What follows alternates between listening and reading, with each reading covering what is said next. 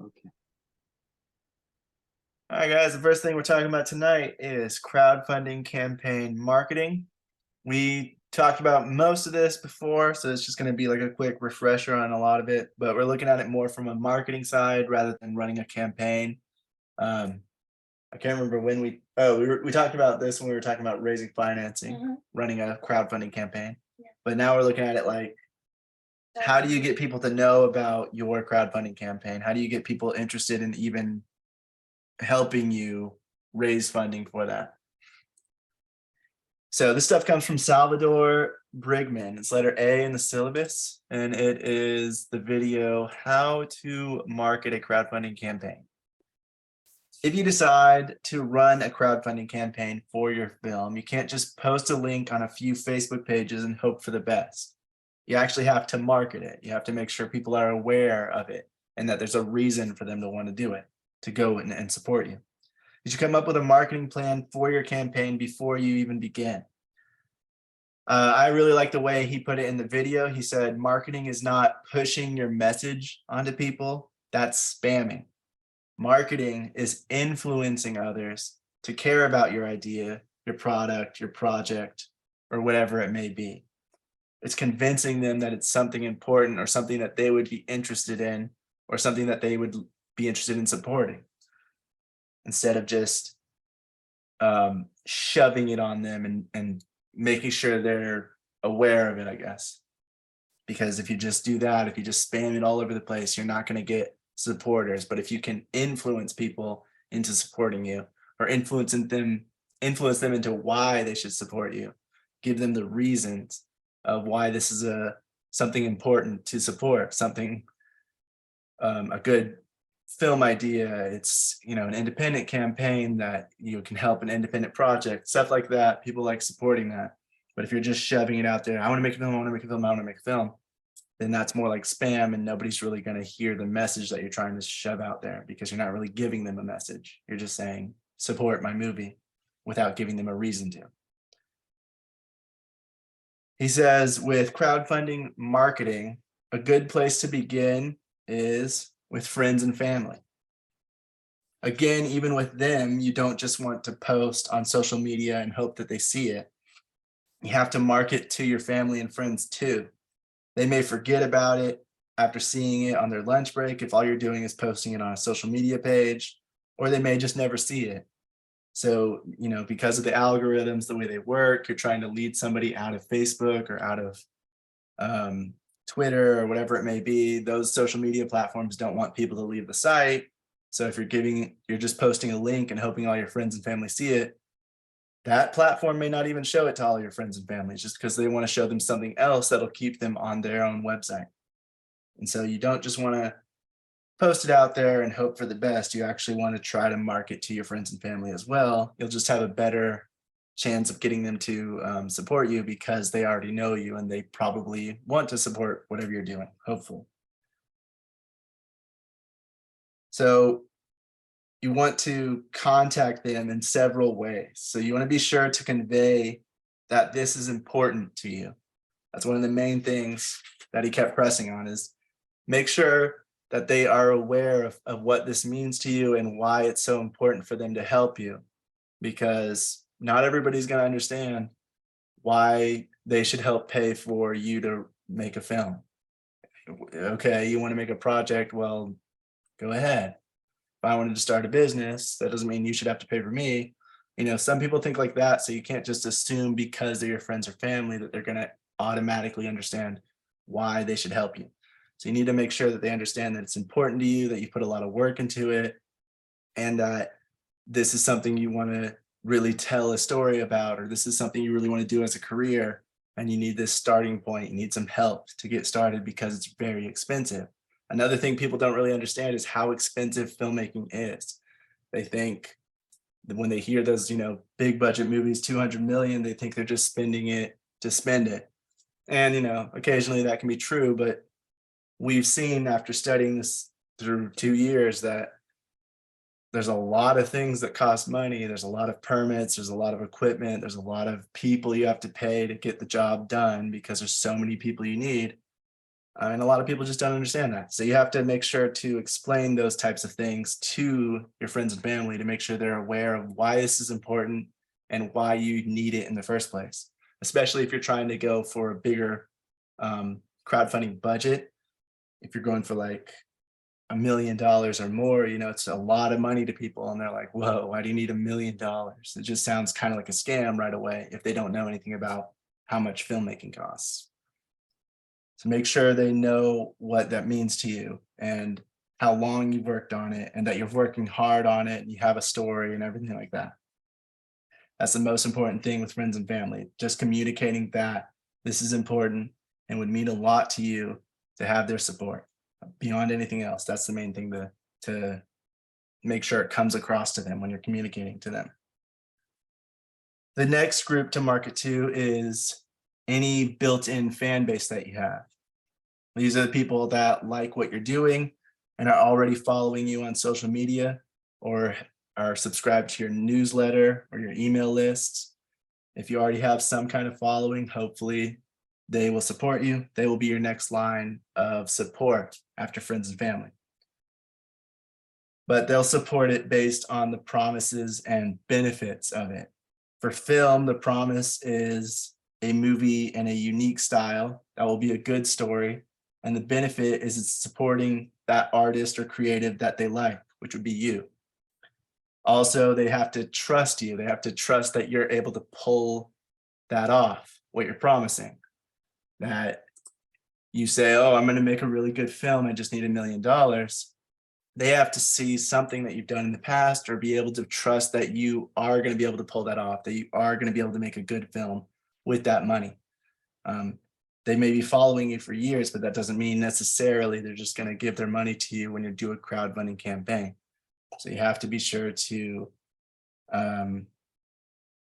that's why they say it's so important before you even start a crowdfunding campaign, really to gain an audience and to build a fan base and start early, months, years in advance, because you want to try to build that trust, build that following beforehand so that they're already supporting you. They're already knowing how important this is to you before you get to the point of actually launching a crowdfunding campaign. And that way, by the time you launch it, they're already kind of prepared for it. They're already ready for it. And they've been seeing it coming for months or years. And they're ready to support you if they're going to.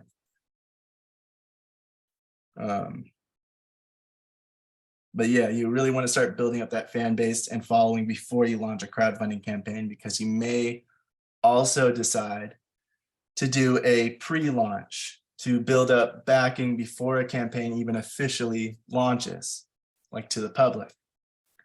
But to have a successful pre-launch and therefore have a successful launch, you really want to have as many people in your target market aware of it as possible. So you really want to try to build that following in advance. Then after that, it's marketing to people in your target audience that are not already your followers, as well as people that just like supporting projects on crowdfunding sites. Because there's people that just go on there and maybe they want to support movies, independent films that launch crowdfunding campaigns, and they just support every single one of them that they see has an opportunity to have a successful crowdfunding campaign. And they'll just, oh, that one has $1,000 out of $1 million. Let me donate to them, because that's kind of a waste of time to those types of people that just want to support the ones that they feel are going to be successful or that have the opportunity to be successful. They usually help the ones that have the opportunity instead. So maybe they're 50% of their funded, or they're 75% or 90%. And then they join in with that to make sure that they get up to that 100% so they can make sure their crowdfunding campaign was successful.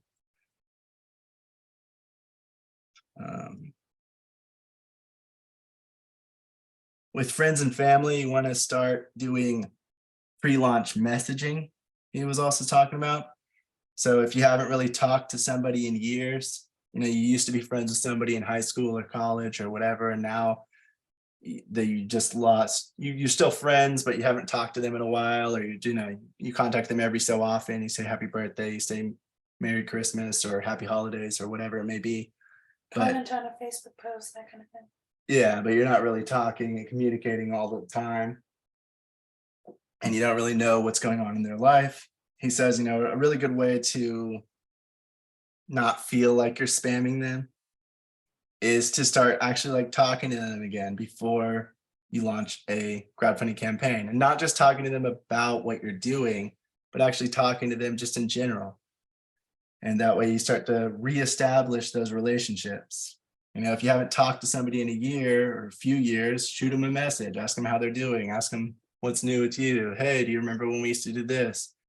And reestablish those relationships. That way you can be communicating with them already. And then by the time you're ready to launch your campaign, or you can already start talking to them a few weeks before or a month before or whatever. But that way you're already talking to them and it doesn't feel like it comes out of nowhere, because you haven't talked to somebody in years and then you come to them and say, hey, I launched. Yeah, right. It feels super rude. It feels like, oh, they're just trying to use me for the money because they're trying to launch some project, but they haven't talked to me in years. So why would I help them?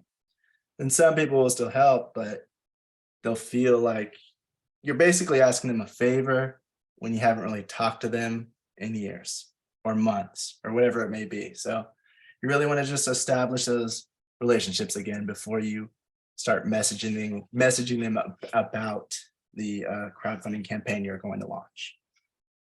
And also, if you start talking to them a few weeks beforehand, reestablishing the relationship, and then subtly talking about, oh yeah, I'm getting ready to try to launch this new project and thinking about doing a crowdfunding campaign. And then you talk more and more about it a little bit with them over the weeks. By the time it launches, they're pretty much already prepared for it. They're ready and they're aware. And so it doesn't come out of nowhere on that end either. They're already aware and ready to support you. I would also say a pretty good and natural way of talking about it is if they ask, hey, how are you? How are things with you? You can mention it, but you don't have to go into detail unless they specifically ask more about it. Or like you can go into some, but you don't have to mention like, oh, do you mind doing this? You can just be like, oh yeah, I'm working on this. And then you talk about other things, and then later on you can be like, hey, remember that thing that I'm working on? So now we're in the process of this. Yeah, would you like to see what I'm working on, or would you like to see if it's something you'd be interested in? Or, like it's a lot more organic, because that way it doesn't feel like you're hiding it either, because people can sometimes feel like, oh well, I can't talk about it. What if they ask how I'm doing? What if they ask what's new with me? And that's what's new. I just don't tell them, So you can tell them, but just remember to like not overwhelm them with it. Like there's this and I need this, and would you like to help me with that? Yeah, I think subtly mentioning it, like you said, and then like bringing it up a little more and more here and there. And if they ask more in depth about it, oh, do you need any help? Then, they're already ready to go. But you kind of have to play it by the person and see like how willing they are to help or not, and not just go out you don't want to go out of the, what am I trying to say? You don't want to just automatically start begging them for money, pretty much. You want to build the relationship back up first, and then mention, hey, that's this other thing going on. And I'm trying to do it and I need help. And if you would like to, this is something I'm trying to do. Is that interesting to you or whatever? Especially because if they ask you how you're doing and you mention it and you go into a bunch of detail without them having asked more about it, or without them having like asked you to elaborate, or just without it feeling natural. If it's just, oh, how have you been? Oh yeah, I've been good. I've been working on this. Oh, cool. If it's just like one question and then you're spilling all the information, it can very much, even if you didn't intend it to, come off as, oh, that's probably why they're talking to me, because of this. Yeah. And so that's why they say, start weeks in advance or months in advance if you can, because you should be starting to plan how you're going to launch your campaign, how you're going to run it, how you're going to market it before you even actually get into launching it. And that should be, usually months in advance, so you can have everything ready to go by the time you actually launch the campaign, and you can sort of lead up to it through marketing, even like leading up to the campaign itself. And And so if you actually start talking to all those friends and family before then, or around that time, you don't have to even mention the crowdfunding thing for a bit. And you can just kind of reestablish the relationships, talk to them, get to re-know them a bit, know what's new in their lives. And and then you're actually just talking to friends and family, so it's cool anyway. But then it's less of a favor out of nowhere and more of a, hey, we've been talking for a few months again. By the way, I'm getting ready to do this thing. And so the earlier you can start doing that, the less it'll feel like you're just talking to them to get them to help you crowdfund the project. Instead, it'll feel less like you're using them. If it's people that you already talked to, you also want them to basically be expecting it when it's time for you to ask for their support. And so if you're already talking to them, you definitely want to mention what you're getting ready to start doing or what you are considering doing if you're just now considering possibly doing a crowdfunding campaign in the future. You can start, just mentioning it here and there to the people you talk to all the time. And that way, whenever it's time for them to actually, for you to actually ask them to support you in it, they're basically already expecting it. And, not everybody's going to have a lot of money, but sometimes if you let people know, oh, I'm going to try to raise money for a film later on, I'm going to start a crowdfunding campaign, people might set some money aside if they like supporting you. But if you come out of the woods saying, oh, yeah, we talk all the time, and by the way, I'm doing this crowdfunding campaign and it starts tomorrow, they might not have the money set aside or the money for that, as if compared to if you had started talking to them a week, 2 weeks, 3 months in advance, and they kind of maybe put some to the side to help you later. I also feel like it's a hard balance to find, but like you want to not make it feel like you're pressuring them to donate, but also showing them that it is important if they can.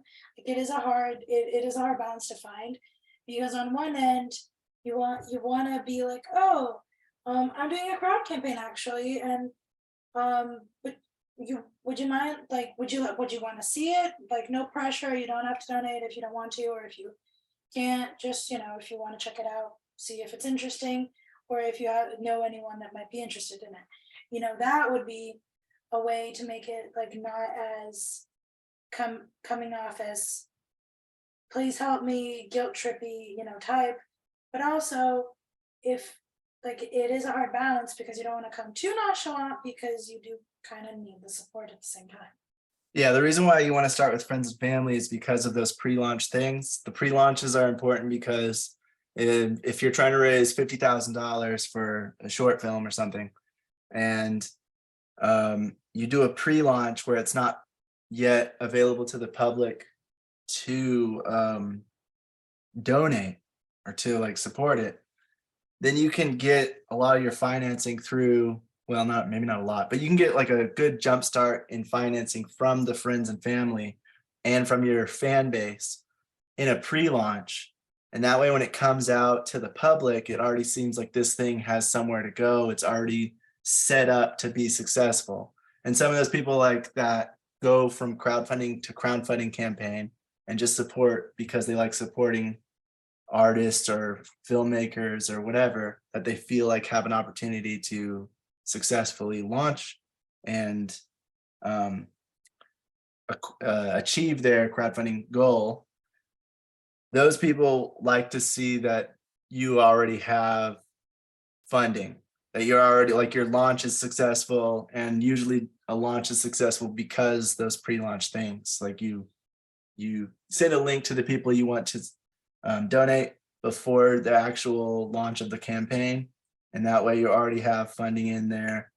When it launches, you already have a percentage of your goal complete. And those are always set up a lot better than the ones that launch and have nothing. So that's why it's so important to get them on board beforehand and to get everybody and everybody who's following you on board who is going to support you. The earlier they can support you, the better. Because then you'll be able to expand it out to other people that don't know you, but they see that there's this campaign that's mostly successful, that's almost all the way funded, and they'll have a more of a reason to help support you too. You will also have more of a rally, like a group of people who have already donated who can speak on it. Yeah, and spread the message about it and share that there's a crowdfunding campaign that they want to help support. With your fan base, the best way to get conversion, which is people actually supporting you or taking the action to donate, it's by using an email list, newsletter, or direct message through something like Facebook. Those are the best ways to get in touch with people because, again, you don't know if just posting on a social media platform will reach everybody because they're all on at different times. They might not all have, all these social media platforms are trying to have like bells and extra notifications to say, oh, I'm following them, but I'm not following them closely, or they're a friend, but they're not a close friend. And so it's like making it harder for you to reach everybody at once who follows you. They might just follow you on a slight basis where it's like every other week they check in, but other than that, they don't check in every day with you. And so if you can get people onto an email list or a newsletter and it goes directly to their email, they're more likely to read it. We already talked about that when we talked about email lists and newsletters, but also just like direct messaging through Facebook or something can also help people to see it more than just a Facebook post, because now it's in their message inbox and they can see a message from you. It's more personal and it's easier for people to see it, but it takes more time for you to send it out that way. So, but in the long run, it's usually worth it to do that because then everybody that follows you sees it and more people are likely to support it because they actually see it. You really want to not only build up the fan base and following, but also get as many of them as you can on that email list or newsletter. Because even if you do want to do direct messaging through Facebook, already having people on an email list or a newsletter and being updated by everything you're doing can really help when it comes time to do stuff like crowdfunding, because they're supporting you. They want updates of everything you're doing. So of course they want to see you succeed. Otherwise, they're already a fan. Otherwise, why are they following you and seeing all the updates? So that is something you want to try to get going as quickly as possible, especially if you're thinking of a crowdfunding campaign. Even if it's a year or two out, you want to start trying to build an email list and build that following. You should also consider backing a few projects similar to yours before you begin your own, so that you can see how they are communicating with their audience, what's working and what's not working, how the following is reacting to things that are put out there, and how they're setting up their pages and campaigns. And you can see like comments from the followers, comments from backers, and you can see if they're liking things or not liking things. And that way you can either avoid doing that thing if it's not working, or if it's making the backers mad, or you can do it if it's making everybody happy and getting more people to back the project. If you all remember how we looked through the Kickstarter campaign for the Discoverers, one thing I mentioned was how they were consistent and kept people updated. They added a sense of urgency and a countdown to how long they had left in their campaign. And they always maintained their primary message throughout, which was supporting independent filmmaking and family films. So you want to make sure you maintain that primary message. You keep updating your backers even after they've backed you, and that you are consistent with it, that you maintain like a consistent updating schedule. And then, of course, adding a sense of urgency and a countdown to how long you have left can really help people who haven't helped you then join in and start supporting you. Or it can help the people who already have supported you try to get others involved because they want to see this campaign succeed because they're a part of it now. You want to make sure you just keep marketing throughout the campaign, not just leading up to it and not just at the beginning, but throughout the whole thing. Even if you think your fan base has already donated and pledged, you never know. They may support you further, or some that were on the sidelines that weren't really ready to support you yet. And we're like, I don't know, maybe. Then maybe they were trying to see if you would even reach your goal. Stuff like Kickstarter, you have to get 100% to succeed anyway. So maybe they're seeing, I'll donate, but only if they're actually going to get up there, or Oh, there are only if they people. need me to. Oh, I see that they have a lot of people, so maybe they don't need me, Mhm. or maybe I wouldn't make that much of a difference. If they do, then I might consider donating. Or, oh, I don't know, like, if this is going to even reach its goal, so I might just be wasting my time if I donate. If they need like a little bit left, I'll complete it, but I don't want to like be one of the first initial donors or whatever.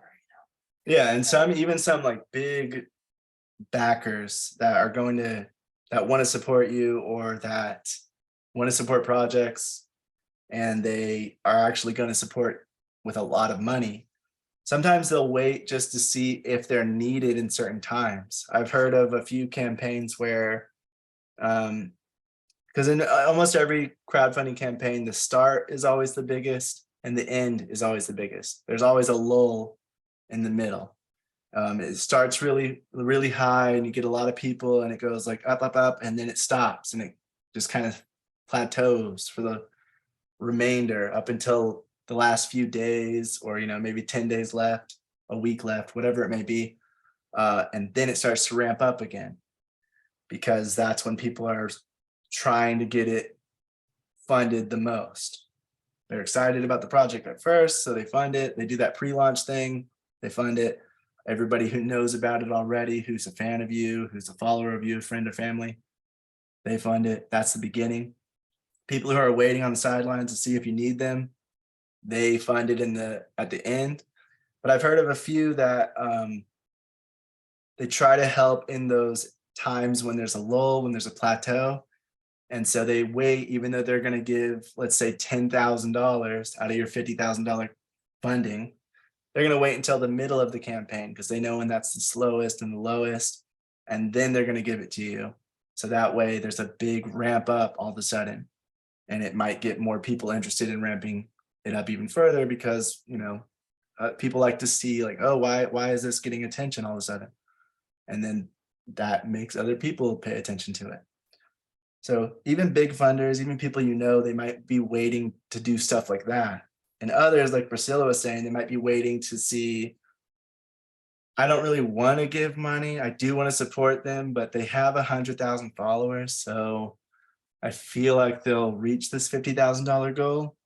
And then near the end, they see that only has 45,000, and they're like, I'm going to give money because I want to make sure they get that $50,000 goal done. No, they feel like they don't need me, they got it. Mm-hmm. And so then they might be sitting on the sidelines. So no matter what, you don't want to stop marketing. You want to keep marketing. You want to keep telling everybody what's happening and updating them, and keeping the goals and the milestones up to date. And that way everybody knows what's happening with it, and it doesn't just fall off the grid right after it begins. It falls off the grid until the end, and then it comes back. You're going to make sure that you keep them up to date for whoever is paying attention, and especially your backers, because they can help get other people interested in backing it as well, if they are interested in doing that. Some people don't like doing that, but some people are very avid fans and they really want to help support you no matter what. And so they won't just support with their money, and they'll support with their time, with their posts, helping to support your campaign. And some people, it's not just, oh, I don't want to help. Sometimes it's, oh, I don't have that much money, and they seem to have, like, I like them and I'd like to support them, but they already have a bunch of backers, so I don't think they need me. Or I don't think, like, if they really like and care about a thing and they see that it needs more money or like a little more support, then they might be, oh, you know what, I don't have that much money, but I have enough to where I can donate a little bit, since they need to get to their goal and I really want to support them. Yeah, exactly. Oh, okay. I see that even though they have 100,000 people following them, not everybody's giving them money. I'll give them $50. I'll give them $20. I'll give them whatever.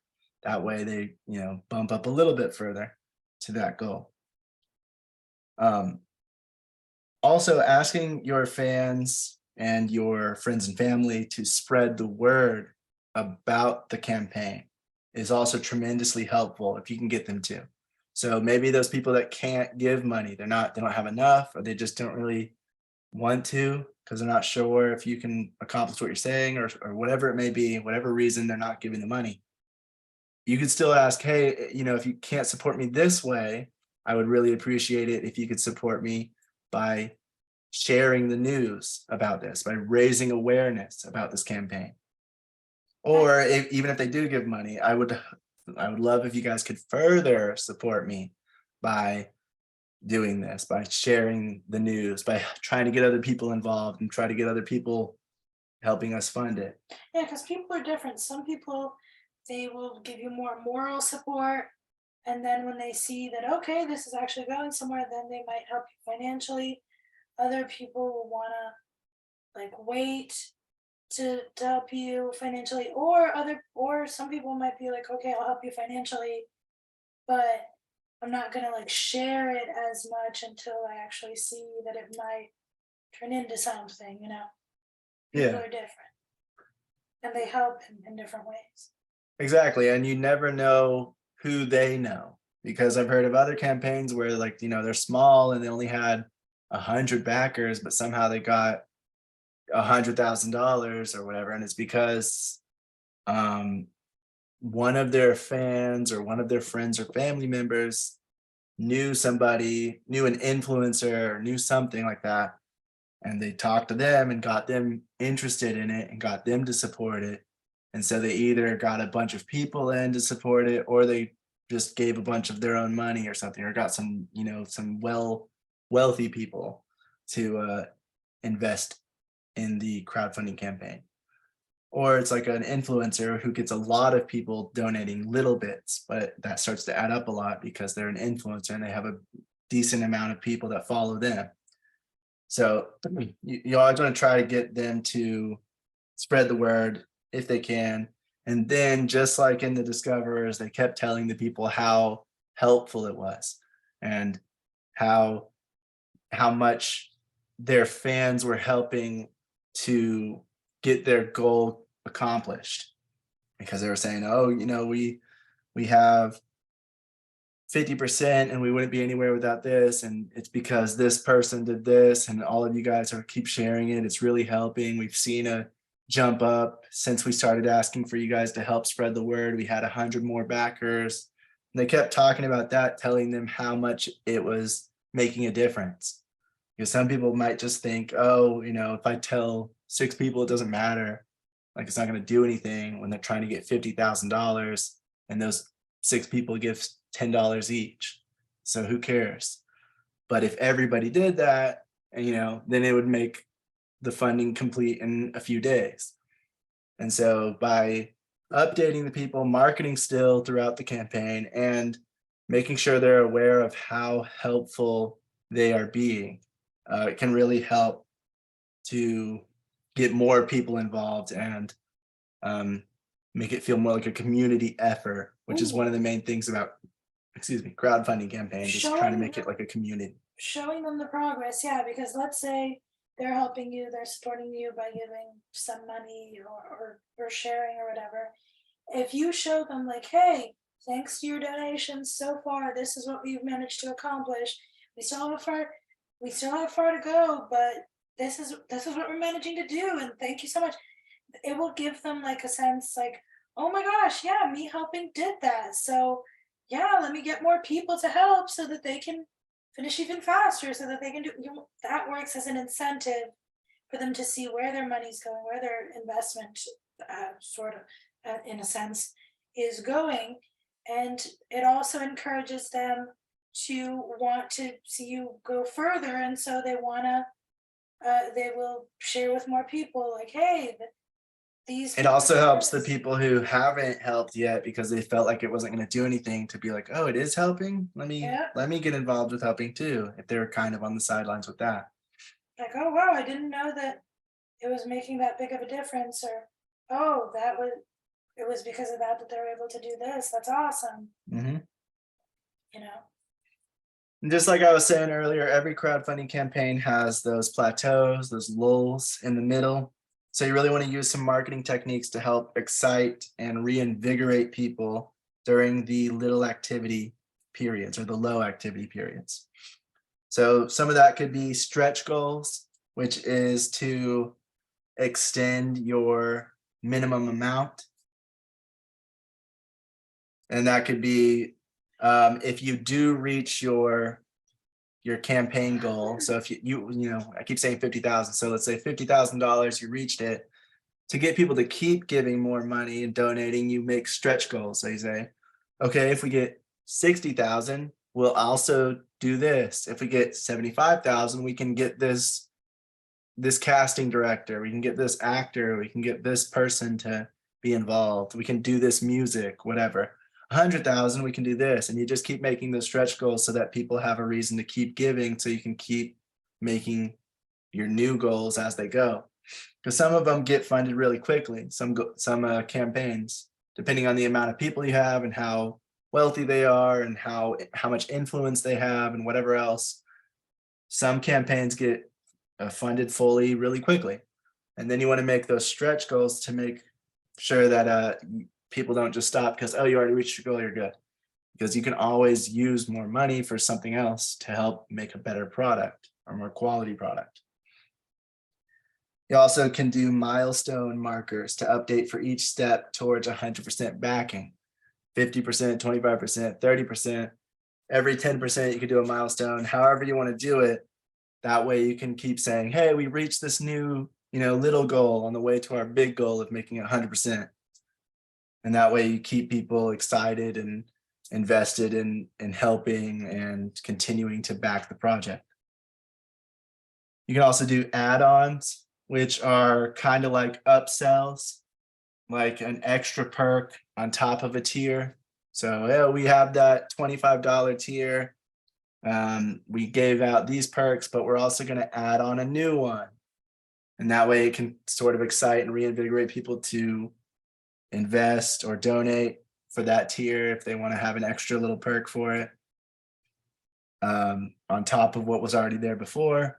And that way those lulls in the middle can be a little less of a lull. It can be a little more flat or go up even a little bit. Or you can even do like a brand new tier coming in the moments of little to no activity to get people interested. You can also do add-ons that are on top of a pledge that already exists. So instead of adding it on for free, like I mentioned earlier, it could cost a bit more, but gets people to then pledge more. So basically, like if you had a $20 tier and you do an add-on, but for those $20 tier pledgers to receive it, they have to up their pledge to, $25 or $30 or whatever it would be in order to receive that add-on, that extra perk. You can get a lot of those people that are already invested in you to then decide to go ahead and give you an extra $10 or $15 to get that extra perk, that extra add-on. And that way those middle lulls can be a little more activity, a little more exciting, a little more stuff happening in them, so it's not just dead. You also want to make a marketing plan before you begin and schedule for how often you'll update, when things will be released or announced, and all of the rest. You want to make sure that you have a schedule for that stuff. You may want to have rapid marketing in the beginning, and then maybe slower, more scheduled marketing in the middle, and then ramp up the marketing again near the end. Marketing alone won't get a successful campaign. You also need to target the right audience and have a great landing page. And the main thing about going to the crowdfunding campaign is you're going to land on that page, and if it looks like crap, then people aren't going to believe that you can do a quality film or a quality product just from how you're representing yourself. Yeah, if you can't make a landing page look good, how are you going to make a movie look good? Yeah, exactly. Or if you can't do something interesting on there, if you can't make it sound interesting through the page, how are you going to do the thing that's 100 times harder or 1,000 times harder by successfully creating this film and editing it and all of that stuff to get it to be quality product if you can't even do that when you're trying to raise money for it. So you really want to take the time and effort to actually make a good looking landing page, make it sound interesting, make sure it has no spelling errors and no grammatical errors, make sure it's all good and it looks good and professional and interesting and matches how kind of like your film's going to be. However, marketing will get your campaign known. It'll make people aware of it. So you could also, so you definitely don't want to leave marketing out of the equation.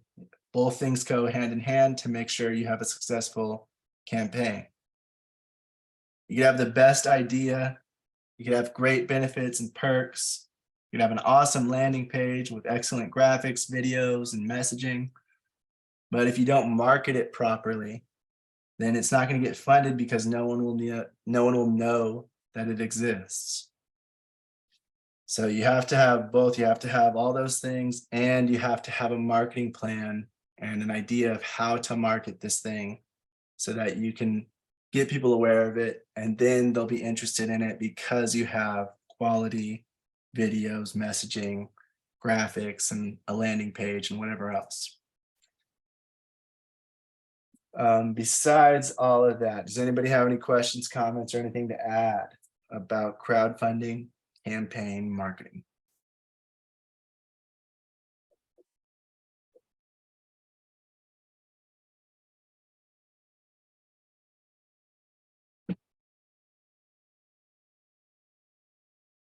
All right, next thing we're talking about is creative marketing. I only have a little bit on this because we've kind of already gone over it. Creative marketing kind of goes with almost, I mean, I would say creative marketing goes with every other kind of marketing there is, but let me just explain creative marketing and let you guys make up your own mind. So this stuff comes from, I think it's aoon.com, letter B in the syllabus. Oh, AOA, sorry. So creative marketing is communicating your message in a unique and inventive way. It helps the marketing message to be remembered.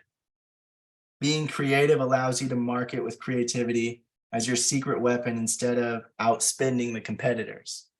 So instead of people seeing your ad so much that they're aware of your campaign, you make such a memorable campaign that they only have to see it once or twice to be able to remember it and be aware of whatever your product, service, film, whatever it is that you're marketing, for them to be aware of it. I would just keep note that, yes, you have to make something unique and something that stands out, but be careful to not run into the trap of it stands out so much and it's so unique and cool and different that the person is so focused on the campaign itself, on the ad itself, that it's not clear what the ad's about.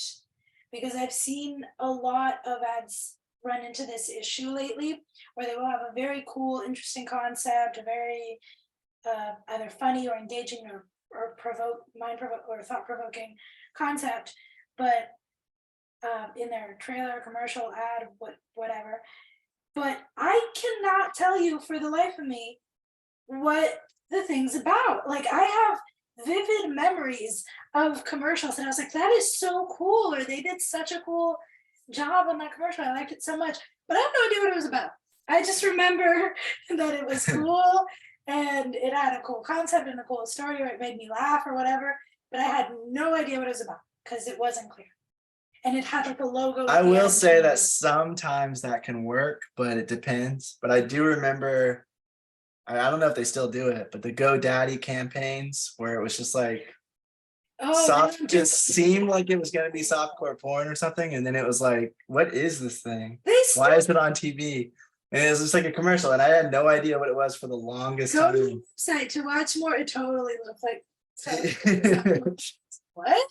Yeah, and it's like a what is it called? A website domain and like a Site. website You domain. never know it from the old commercials from the 2000s because it looked like something else. Now I saw the new GoDaddy commercials. They're completely different, and actually they're even back then it was try hard and gross and douchey and very slimy. Now it's just very try hard and like we're trying to be hipster because it's a bunch of people on a mountaintop or on a city landscape with like hats and like hipster colorful outfits being like create your own world, godaddy.com or whatever. Like at least it's a little more clear now that it's a domain, but it was, but they, not all of the commercials are that clear about it, by the way. It seems like the first time I saw it, it was like, oh, it's a website creating app, or it's a website. I thought it was like an ad website or something like that to create content or whatever. And then the later commercials started like explaining a little more what it was. But it's still very much, you want it to be unique and creative, but you also don't want it to feel like it's trying so hard to be cool or to be hip or to like, I know the word hip in itself. Oof. Like I said, I don't know. I would say, you know, people were aware of GoDaddy because of that. They weren't really sure what it was. I wasn't sure what it was, but they were successful enough. Probably. But it was successful enough and mentioned enough that it ended up making it a successful company. Yeah. I mean, you can't give all the credit to their marketing alone, but it was able to get people aware of it, if nothing else. And if they wanted to look into more of it, then find out what it is, and then it's still a weird way to do it, I would say, but I'd say it doesn't always fail. All I'm saying is be careful though. When I say fail, I mean in the sense of you get so lost, your commercial, your ad, whatever it is, get so lost in trying to be cool and different and tell a story or say something, all this stuff, that it loses track of what you're trying to sell, what you're trying to say, you know? Because that's the main issue that I saw a lot, was where the commercial would be cool, the ad would be cool, but even if it was saying something impactful, trying to make a stand or whatever, even if I did know what it was about towards the end, it didn't make me want to buy their product. It was just like, oh, that was an interesting ad. Like that was different. Or, oh, they were trying to say something political, positive or whatever. Like it didn't make me interested in them. It was just like, oh, okay, cool. Different. That's different. Or, oh, but that could be because you're not interested in their products. Oh, there was, honey, I'm not going to say the commercial because I don't want to go there, but there are commercials where I'm like, I like this product, but this commercial is weird. Like, I understand what they were trying. No, no, not the Pepsi. But so I would say this is why I said creative marketing kind of goes into all marketing. Well, maybe not all, but it goes into a lot of them, like viral marketing. If you're trying to be having a viral thing, you're obviously needing to use something creative enough to where it's going to make people want to talk about it and it's spread online. So you're using creative marketing in viral marketing. And, you know, a lot of other types of marketing, you want to be creative with it and how you get it to come across, because the more interesting and unique it is, but still connecting to what you're about. Exactly. I'm just saying the better the marketing will be. I'm just saying keep that in mind and keep that in focus, so you don't, your messaging doesn't end up muddled, or people remember the commercial more than they remember you.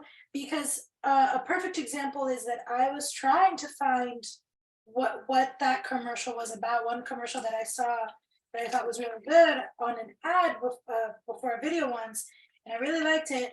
I thought it was cool and I wanted to see what it was about, but I had no idea. And I tried like typing a bunch of stuff and I still haven't found it, because it was somewhat generic. Like it wasn't super specific, but it was still well made. Like it was about the future and nature, but also about like sustainability and all this stuff. So I looked it up a bunch and I couldn't find it, and I still haven't found it. So they caught my attention, they caught my interest, but they didn't make it clear enough what they actually were for me to be able to find them. Yeah, so I mean, it can be I don't know, but you still remember it. I don't know. Like I'm on the fence of whether it's good or bad if that's the case. But What's the point of remembering it if you can't support because the it? next time you see anything about it, you're gonna know exactly what it is. So that's why. But But then wouldn't you have to pay even more for ads if you're going to do it like that? Because then you'd have to show it multiple times for the person to remember. Oh yeah, that's the thing I was. yeah, I mean, yeah, for films and stuff, it is a little bit more difficult because we're not Yeah. trying to get longevity of customers for film. If you're marketing a film, then you are just trying to get people to come see that film. But if you're marketing your production company and what you're able to do, or if you've started some kind of film service or whatever, then you trying to get returning customers, and that would mean you want to have that kind of marketing. However, creative marketing can be used, and it can still be used in conjunction with your actual brand, like Colgate. All they did was put two toothbrushes together, but now it looks like teeth and gums. And so it's an interesting way to show, Oh, that that's shiny nice. white teeth. Yeah, and That is really clever. it's just really simple. Oh wow, I never even noticed this. You could do that, and it looks like that with those kinds of toothbrushes. Yeah. And so, something like that is creative advertising. It's still advertising, it's still marketing, it's still doing exactly what they're going for. Toothbrushes, toothpaste, that's what the company is, healthy teeth. But they're using that product in a unique way to make it a unique image, a memorable image. If you can be creative with your marketing and come up with unique and interesting ways to share your message, you'll have a higher chance of your marketing getting shared and remembered by those who see it. That can increase awareness and film or brand recognition. Being creative and unique to your project or production company can also really help your film stand out and your marketing have a higher chance of going viral. Like what we saw with Smile and their plants in the audience. They had those people in the yellow shirts that just said smile, and it was just these creepy people smiling all weird, like in the audience of some baseball games or some public places, just randomly standing there and looking creepy. With the history we have of bad things happening in public places, that would be really scary for me. But that was something that was memorable, and it was just creative marketing, but you got viral. And it could have been them trying to go with viral marketing, or it could have been them using creative marketing. Either way, it's creative in its own way because they're using their movie, which is called Smile, and they are using the And it's a horror movie, so they're showing it being creepy. exactly, and they're using those to promote it in a unique way that got shared and went viral because of it. However, creative marketing doesn't always go viral. Sometimes it's just something unique that the person remembers, like the thing Priscilla's talking about. I don't know what she's talking about because it's not big enough to where it went all across the internet. Which But is it was, because it was a really good commercial. I've never seen it again. yeah, and so it's something memorable enough to where you still remember it, but it didn't grab everyone's attention to the same extent to where it went viral. I think it even had Matthew McConaughey in it. This next stuff comes from bannerflow.com. It's letter D in the syllabus. There it is. So there's also what is called creative guerrilla marketing. It's kind of like, guerrilla filmmaking where you're doing it out in public, out in the street. However, it is still legal. You're still legally doing that marketing. It's just that it is marketing which relies on the element of surprise, grabbing attention by being unexpected and interesting. So McDonald's did this, other things do this, where it's just like you'll be walking somewhere, you'll be going someplace, and they'll have just random creative marketing elements there, guerrilla marketing, where you're not really expecting it to be there, but it is. They made a crosswalk. McDonald's did a crosswalk with their French fries coming out of the bag, where the crosswalk is the French fries. That is so cute. And so it's just something unique that people will see. You know, they're not expecting a McDonald's ad in the street you're crossing, but then all of a sudden you come up to it and there it is. That is so cute and creative. Can I just say, like, that's awesome. Yeah, creative marketing is used to try to do exactly what you just said, make people think, oh, that's so cool, it's so interesting, it's such a good way of doing it. That way they think about it more. And you know, if you're hungry, you see some French fries coming out of a bag, and maybe you like McDonald's French fries a lot, and you're like, hey, you know what? I want to go to McDonald's just because of that. Or maybe it's stuck in your head until the next day, and you're thinking about it because you're crossing another crosswalk that doesn't have French fries. Great fries. All right, well, I'm not talking about it. but maybe you're crossing another crosswalk that doesn't have French fries, and that just automatically makes you think about it. And now it's lunchtime, and you get McDonald's the next day. I just went out for my first thought. I I didn't know. mean like, give me fries now. Jeez. Gotcha. But they try to grab attention by being that unexpected and interesting thing. Like the smile marketing could be seen as that. It was something that was in the middle of nowhere. You weren't expecting it. So it's creative marketing and guerrilla marketing in the way that it's just out in public, somewhere where you're not really expecting it in the crowd. You don't expect it as much as like on the actual street signs and the billboards and whatever else. Guerrilla marketing is normally seen out on the street, within public places like train stations and bus stops, and or at events. So there's a few more I wanted to show of the guerrilla marketing things. Actually, this one's more of a creative marketing, I would say. It's on a billboard, but Nice. they did it, yeah, right? They did a creative marketing aspect in where the light is coming out of the toothpaste, showing a whiter tooth. You know, it's a little bit more clean looking than the rest. Our toothpaste makes Or your it teeth could just whiter. be tricking you, because if you put the light on all those other teeth, it's still gonna look the same. Yeah, exactly. But the whole point is that this toothpaste is what's making this one whiter.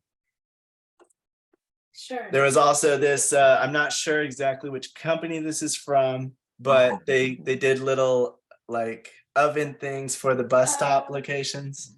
Okay, that just looks creepy. That's so smart. I think it's cool. That just looks Yeah. creepy. I think it's really cool. Mom. It's like it came straight out of It's Raining Meatballs or whatever the name of that movie was. Cloudy with a Chance of That Meatballs. one, yeah. Like I don't remember people getting cooked in that. no, it just feels kind of cartoony. Oh, but it's Yeah, interesting. how And do it's you have different. permission to Yeah. do You're just something going like to a that? bus stop. You're not expecting it to be some giant Yeah. oven looking thing. Man, I hate that. I am a very easily susceptible person, and I'm almost always hungry. And then I can't even go out on the street without a bunch of ads for food. Like, it's one thing to be on a billboard, I can barely see those, but like you put it in a bus, stuff like that, man, it's just, Nah, I've never even seen this one, but what the heck is that? Oh, it's a hand. What is above the hand? Are those supposed to be like veins? I don't know. I don't know what that one is, but Yeah. it's interesting. I mean, it's different. Is it like King Kong? I think so. It is, you think? Yeah, it looks like Is- it. Yeah. Because that's what I think, the iconic thing of him holding the plane and then holding the girl, and so It's he's just There a was bad also- design. I think McDonald's, Starbucks, I've heard of a few others doing it where they'll put like something that looks like a coffee cup over a what are they called? Steam vent, steam grate, whatever it's called. That's definitely a realistic depiction of their coffee. That way the steam comes off of it and makes it look like, oh, a hot cup of coffee. And it's like a little interesting placement of an ad. That is really cool, though. That is really creative. Like, just stuff that's in the middle of the street. Another one is this Kit Kat bar bench. Where? Oh my gosh, that's awesome. So they're just using things that are already in the world to, like make it cool. Such a bad mood. He's sitting on a Kit Kat. An open Kit Kat, because you're on the part that nobody's eating right now. Have a Kit Kat, bro. You look like But where the bench separates, it matches perfectly with what a Kit Kat bar looks like, and so they utilize that to make a little. I thought this one was really cool. McDonald's did another one where it's a light post, but it's their coffee thing pouring into a mug. So, don't you ever look at those things and be like, man, I wish I thought of that? Sometimes I look at that and I'm like, man, why did I never, how are there people this creative out there that think of stuff like this, because this is just so cool to me. And then, the one that's like a little bit So more cute. like the McDonald's one is Mr. Clean. They just left the rest ugly, but they made sure the one that was Mr. Clean ad was very white and vibrant. That's a good way to get out of completely remodeling the pavements. So let's do one now. And the rest will leave grass.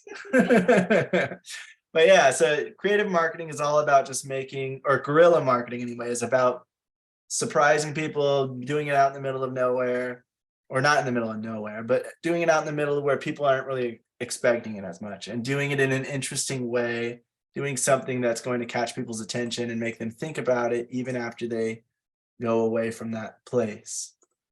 Sometimes it's even in a subconscious way because Oh, look at that, all you can eat rest stop, and it's a giant mouth going tunnel, so all the cars are going through her mouth as she's eating all she can eat. So it's just creating like these different creative ads, making it apps on a on what is an that called? escalator. Yep. And so that way you just see all the apps coming down. That is so cool. So basically just, using real things, using real spots and places to make an advertisement for your thing. Yeah. See? Oh my gosh, I love that. I think that is Apple. Yeah, Endless it apps. is. It's an iPhone. I know, but there's Apple logo right there. Anyway, so yeah, that's what creative marketing is. That's what guerrilla marketing is anyway, is just putting it somewhere in the middle. And creative marketing is just trying to make creative ads, creative marketing elements that people will remember even after they look at it.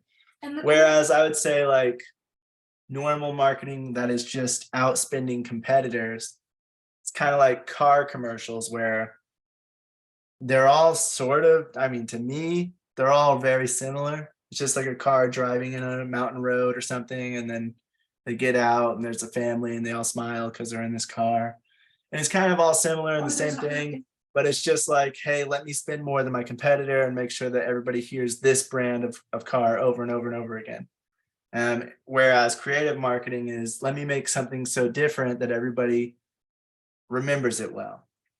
And I would say the best commercial type of creative marketing that we usually get is during the Super Bowl. That's when they always try to do these very memorable and different ads that still work with their brand. I like that we also saw that it doesn't need to necessarily be a commercial for you. Like if you can't afford a commercial, or if you don't know when to have time slots, there's billboards, there's paintings, there's sidewalks, there's so many different ways you can utilize marketing in different places and different locations and different methods to get your product out there. That's another thing. And also, even if it's something like we think, oh, it's gonna stay in their mind for a little bit, or oh, they're gonna think about it in that moment. It even in a subconscious level, people that will stay in your mind at, like, let's say the crosswalk, right? When you go, next time you go to a crosswalk, you might remember that. And for a few, like every few times you go to a crosswalk, you'll remember that again. You remember, oh, the McDonald's ad. Oh yeah, I could do some McDonald's right now, stuff like that. Yeah, those things that stick out. It lingers with you. It's not just in your memory, like it helps you remember. Sometimes it also triggers certain memories or certain subconscious thoughts in you later.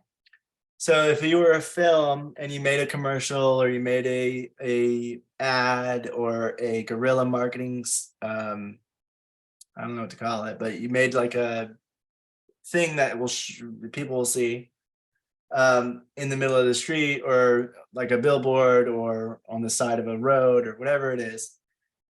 And it was something as interesting as whatever Priscilla was talking about with their commercial earlier. Even if they don't remember the film and then they go back home and whatever else, once they hear it again, in the other ways that we talked about marketing, if you're marketing in those ways, you're targeting the right audience, you can bet that once they hear it again, they're definitely going to be more aware of it than if they just heard about it on that one online thing. And that's why you always want to, do several marketing techniques at once. If Priscilla heard that name or saw that commercial again, then you know that she's going to look up whatever that is I'll because she's pay more curious attention. and she'd pay more attention. Yeah. But because she's never seen it again, she doesn't know what the company was and she doesn't know how to look it up. It makes me so sad. Right, but that's why you always want to be looking at different marketing techniques to use, and because we're all independent filmmakers, we don't have as much money, then you want to be as efficient as possible.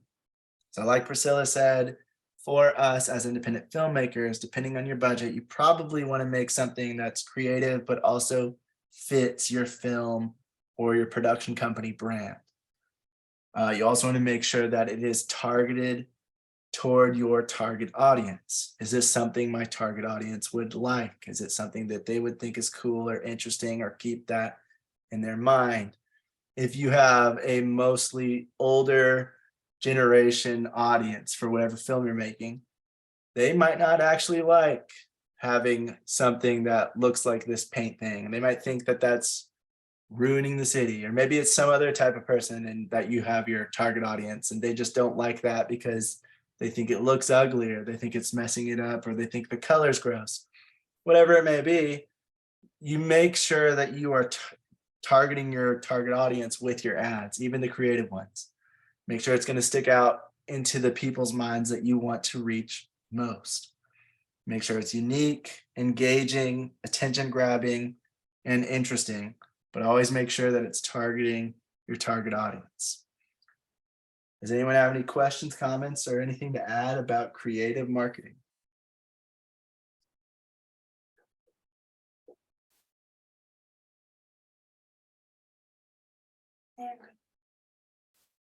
Yeah, I thought a lot of those were really cool. I saw that actually one of the videos, 47 creative marketing and guerrilla marketing ideas slideshow. That's where I saw some of those and they stuck out because they were the most interesting, but there were several on there that I thought were really cool that I forgot about. So you guys want to check it out. Letter A in the syllabus has 47 that are pretty cool. Our last thing we're talking about is Sizzle Reels. The stuff comes from Adobe Asia Pacific. It's letter E in the syllabus. And the video is how to create a sizzle reel, Adobe Premiere Pro. So sizzle reels are also known as show reels, demo reels, highlight reels, pitch tapes, and they also go by other names. So there's a lot of names for the same thing. Sizzle reels can be 1 to 5 minutes long, but though keeping it shorter is normally going to be better. So 1 to 3 minutes, 1 to 2 minutes really is what I see most people say is the best time. Even on this thing, what is a sizzle reel? They say about 60 to 90 seconds.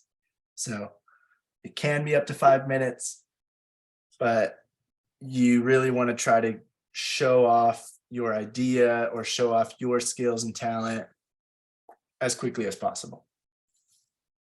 It's better for viewers or the people you're showing it to be left wanting more rather than making it too long to where they get bored or lose interest.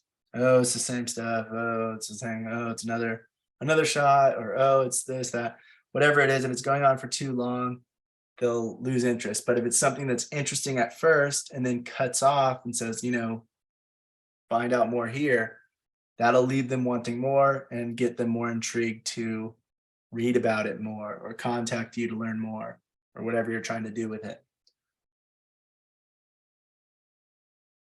This next stuff comes from videomaker.com. It's letter G in the syllabus.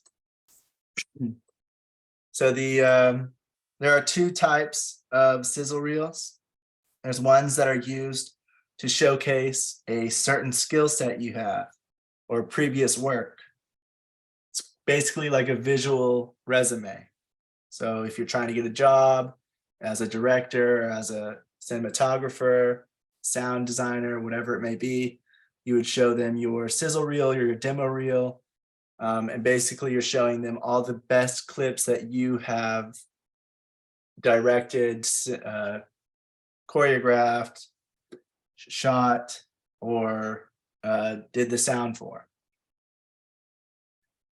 Directors, cinematographers, production designers, editors, actors, sound engineers, and more all use these to highlight their best work.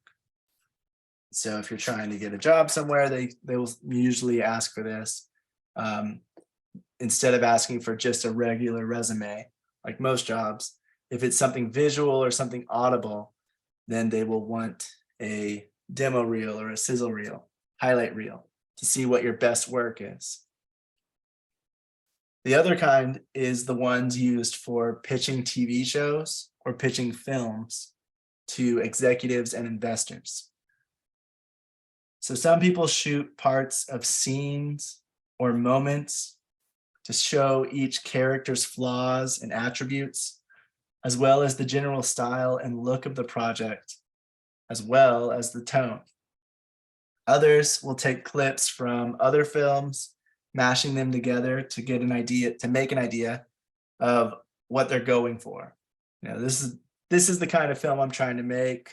You know, in this scene, it looks kind of like this movie, and this thing, it looks kind of like that. And so you're just kind of mishmashing different clips and scenes together to make kind of like a trailer for your film and what you're trying to go for. And then other people will do a mixture of the two. They'll grab they'll film stuff, and then they'll grab pieces of films that have already been made and mix those together to kind of put together a trailer or a scene or something to show off what the feeling and tone and look of this film will be. And then also some others I've seen mix concept art, storyboards, voiceovers, sound effects, music, and occasionally clips or moments from other films or shows, all combined together to give the tone and pacing of a scene or certain moments. With sizzle reels for pitching, you generally want to take your log line and turn it into a short demonstration of what the project will be. What is the main point of this movie? You know, what is the main thing we're going for? And then you want to show that really quickly in a minute or two. A sizzle reel should have a beginning, a middle, and an end. It should be clear to those that see it what it is that they just watched. It shouldn't just be a bunch of random things that you pulled from the script. It should make sense and flow together. Basically like a trailer, you want it to make sense. You want it to have start up, build up. What is this about? What is this world? Who are the characters? Have a middle, you know, what is the conflict? What's going to happen? And, you know, where is it going to lead to without answering it necessarily. With a sizzle reel, it's basically like a trailer in that you don't want to answer all the questions in it. You want to make sure that it leaves people wanting more, so you don't give the answers to all the questions that you bring up. You just bring up a question of, our character is going to have to fight this thing. What's going to happen? They have to find out. They have to contact you to find out, or they have to help you produce it to find out, or, you know, whatever. They have to get in touch to get the script. If you're trying to get investors, and, you know, whatever it may be, they don't get the answer in the sizzle reel itself. They have to wait. They have to try to get in contact with you more. That'll get more people interested in getting more answers for it and furthering their interest in it.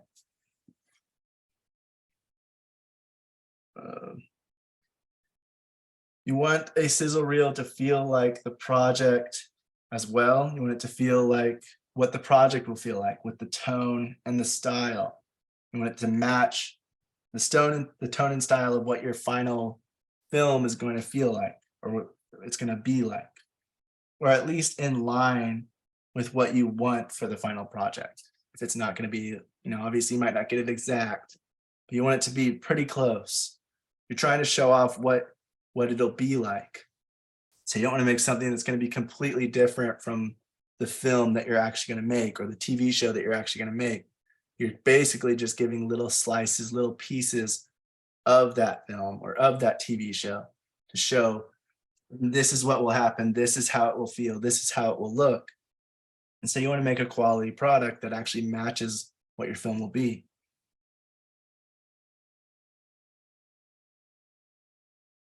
You also want to make sure to spend time and money creating one, giving it the resources needed to make it good. Otherwise, there's really no point in making it at all.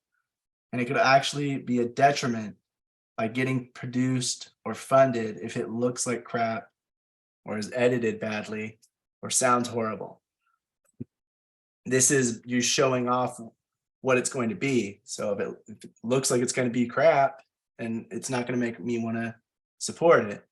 If it looks like it's going to be amazing and I have to see more, that's what's going to get me to want to support it. That's what's going to get the investors, the producers, the actors on board, whoever you're pitching it to, making it look good, making it sound good, making it seem cool. That's what's going to make people interested in helping get it made. So be sure to actually spend time on it. And, it is going to cost money, but it won't be as much as a short film or a pilot episode because it's just 1 to 2 minutes long. But you want to make sure those 1 to 2 minutes are attention grabbing. And of course, like I said, some people will use clips from other films. However, if you're doing that, you need to kind of make sure that if you're mixing it with footage that you're doing, it's pretty high up there and close to the quality of the other footage that you're showing from films that have already been made.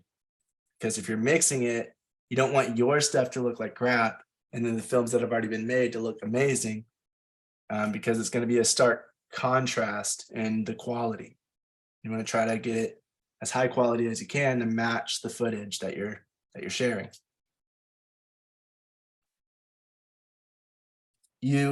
I would say the sizzle reels I've seen that do use other footage from other films and that do use just stuff like storyboard images or concept art, it's usually from people who have made films before or have connections, and so they don't have to try as hard.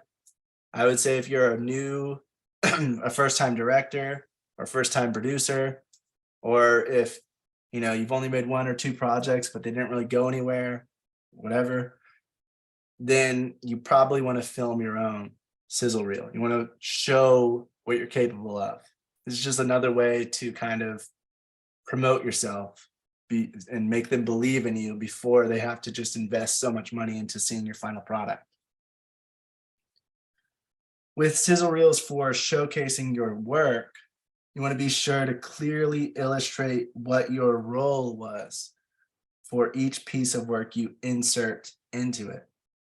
Make sure it is easily visible and readable. So if you're showing off stuff that you've directed and the stuff that you've shot, that you were the cinematographer for, then you want to clearly illustrate when you were a director and when you were a cinematographer for which pieces of footage. That way they know what is yours, what credit belongs to you from that piece of work in that sizzle reel. This next stuff comes from filmlifestyle.com. It's letter H in the syllabus. Sizzle reels for pitches can be thought of as a trailer for the idea. They can take 30 hours or more to complete and can cost around $1,000 a minute of footage, or more sometimes, depending on what you're trying to do. Crazy. Typical costs can range from $1,000 to $10,000 per finished minute, depending on the quality, the crew and cast experience, and other factors. So just be aware, if you're trying to make the highest of quality stuff, it might cost $20,000 just to make 2 minute sizzle reel. If you're trying to do a lower end thing, it could still cost about $2,000 to make it, because you still have to get 2 minutes of footage. And depending on what you're trying to do, you might have to go to several locations, you might have to hire some actors, you might have to, whatever you're trying to do, you have to spend some money. So it's not free, but it won't all excuse me, but it also isn't as expensive as some of these other longer form content, like a short film for a concept, like a proof of concept. However, in my experience, I would say that sizzle reels are a bit of a harder sell then a short film if you're a new director or a new producer, because if you can show that you can have a story that begins, has a middle, has conflict, and ends, even if it's just a short film, then you can show that you are capable of doing it at a higher quality, and could show a quality product at the end. Whereas a sizzle reel can really just be used, like I said, like a trailer sort of for the idea. And so it's good to have, but I would have it on top of having something else if you're a first time director. Now, if you've done projects before, then sizzle reels, highlight reels, they'll be a good way to just jumpstart an idea and get people on board who have already worked with you or who have never worked with you but heard about you, or just look at your resume and see that you've made previous films. But if you're first time experience, you've never done it before, I wouldn't have it as my only thing, is all I would suggest. Sizzle reels are used all of the time, both to show experience, skill, and work, as kind of like that visual resume, and to pitch new ideas to any decision makers. If you don't have the funding to create a proof of concept short film or a pilot episode, you should consider creating a sizzle reel for a more budget-friendly alternative. So even if you are a first-time director and you can't make a short film because it's going to cost too much money, then I would still suggest making a sizzle reel to have something to show your quality of work. And that you can kind of, you can hire an editor or you can edit yourself, and that you can get the footage needed, the performance needed, and showcase the characters, the story, and all of that. And it's kind of like marketing yourself to whoever you're trying to pitch it to. So yeah, I would say it's definitely important and it's used all the time. I would just say it's not the only thing that you should have if possible, but it should be something you should add on top of if you have the funding to do so. Does anyone have any questions, comments, or anything to add about sizzle reels, highlight reels, video pitches, whatever else they call it? Yeah, I do. Now, can it replace a trailer or vice versa? So no, because the sizzle reel will be before the movie is made. The reason you're making it is to try to get people on board. You're trying to get a certain actor. You're trying to get the investors to give you money. You're trying to get a producer to help produce it, or a director if you're not directing it yourself. You're trying to get somebody to help you out making it. Whereas a trailer is after it's made, you're showing the movie to people to get them to come watch it. A sizzle reel usually isn't actually going to be the real footage from the film. It's going to be stuff that your film, the idea your film is and what you want the film to be, not what it actually is, like a real trailer. If that makes sense. Oh, yeah, I do. Okay, cool. Because yeah, the trailer will be chopped up from the actual footage you've shot for the film itself. A sizzle reel will be shot beforehand to show what you're trying to do by making the film later. Oh, all right. Yeah, I see. Okay, cool. Mm-hmm. All right. So guys, that's all for tonight. There's not going to be any studies next week. It's going to be Thanksgiving week. So everybody, I hope you enjoy your holiday. If you want to participate in the 4 exercises or any of them, they're all going to be due December 1st. So we have a few weeks left until they're going to be due, 2 weeks to be exact.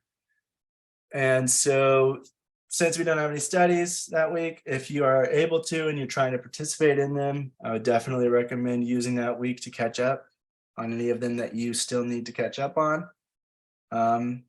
And if you guys have any questions or need to remember any of them, let me know. I can email you guys the information again or anything you need. So other than that, I hope you guys all have a good week and a good weekend this weekend as well. And see you guys back November 28th. Cool. Have a good Thanksgiving, everyone. All right, thank you too. right, good night, everybody. Hey. Good night.